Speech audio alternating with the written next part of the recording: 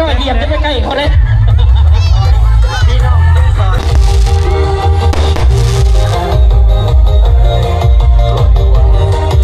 แต่ว่าผู้ก็คือเบิร์ดแล้วนะประเด็นนะยังมีบ่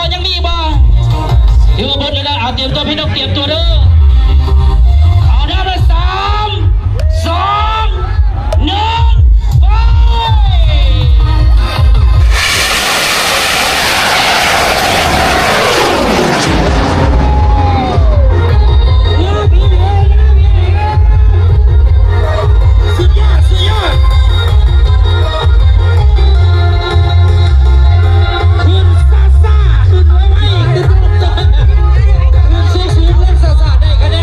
ไปพายใหญ่เป็นดอกพายใหญ่ของเฮียเดชเ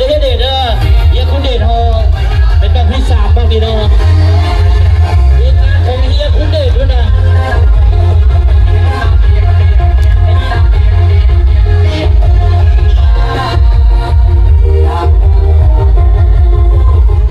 เคยว่าใบน้ำเสียงแล้วมันจะเป็นคน